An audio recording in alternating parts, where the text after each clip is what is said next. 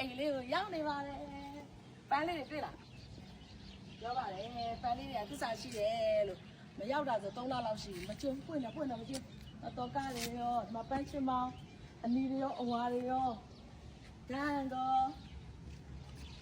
အဲဒီမှာနေစီရောက်ပါစစ်စရာလေးနောက်ကမှရှင်းထုတ်ပေးနေရှိတယ်သမောပေးနေရှိတယ်ဒါကားကိုတောင်းနေတာဟေး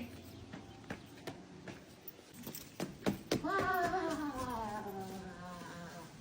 ဒါတော့အောက်ထပ်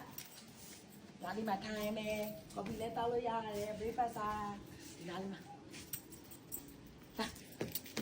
အဲ့ကနေတောက်ကဲဒါကြတော့အဲ့ကပေါ့ဒါကြတော့အဲ့ကနာဒါကြနေတဲ့ထားတာဒါလေးကတမင်းစားကံပေါင်းလုံးဝမ်းဒါ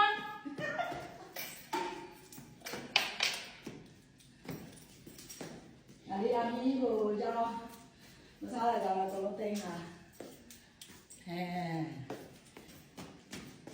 ဒီဘက်မှာကတက်ခံ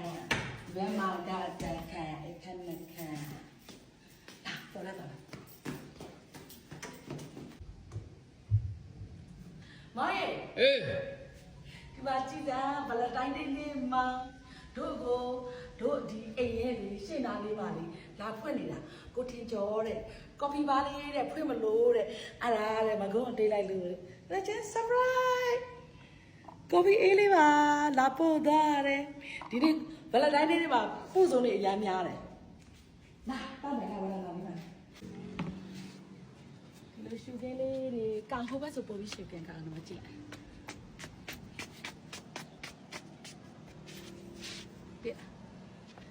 ရှုပ်ကလေးကောင်းတော့စိတ်ချမ်းသာတယ်ကော်ဖီအေးလေးတောက်မယ်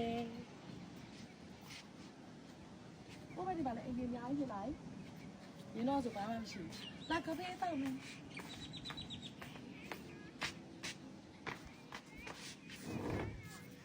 ဝါ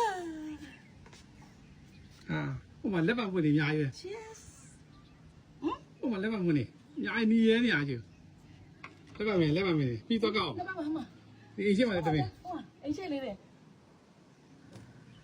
ကော်ဖီပါဒီမှာရှင်းပါစိတ်လေးနဲ့ရှင်းပါနေမယ်အရသာကိုရဲ့အိမ်မက်တွေတကြီးလာရင်နော်ဒီလိုလေးပဲနေချင်တယ်အေးစစ်စစ်လေးနဲ့အိမ်လေးပေါ်လေးရရှူရင်းလေးကြည့်ကော်ဖီလေးနဲ့